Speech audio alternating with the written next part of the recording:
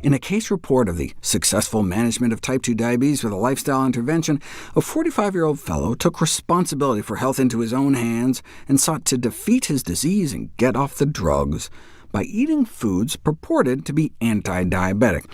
But how strong is the evidence for, let's say, ginger? Diabetes is reaching pandemic levels and requires safe, affordable, and effective therapies. So what about the potential of ginger in the prevention and treatment? Well, in a Petri dish, increasing exposure to ginger compounds improves blood sugar uptake of muscle cells almost as much as the popular diabetes drug metformin.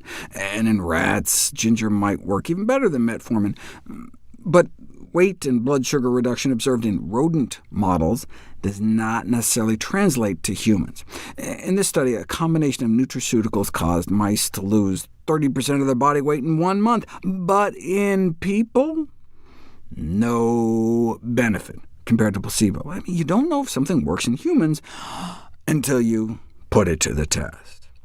If you feed people refined flour white bread with a cup of water, this is what happens to their blood sugars over the next 2 hours. But drink some unsweetened green tea with that white bread instead, and there's less of a blood sugar spike. Same with cinnamon tea, and same with ginger tea, made by mixing a tablespoon of grated fresh ginger in a cup of hot water.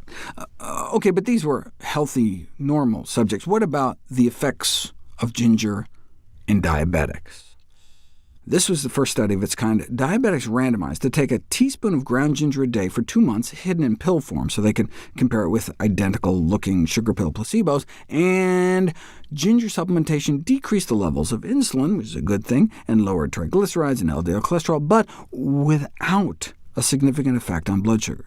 Now, look, heart disease is the leading killer of diabetics, so a 13% drop in LDL bad cholesterol would be reason enough to shell out the nickel a day it would cost to add that much ginger to your diet. But it would have been nice to see an improvement in blood sugar control. I mean, there was that drop in insulin levels, which suggests improved insulin sensitivity, and indeed there was a significant drop in insulin resistance, so maybe they just didn't give ginger long enough time to work? Well, that was 2 months. How about 3 months? Even less ginger, just 1.6 grams, less than a teaspoon a day, but for 12 weeks. And maybe ginger can reduce blood sugars after all, and decrease inflammation, cutting C-reactive protein levels in half.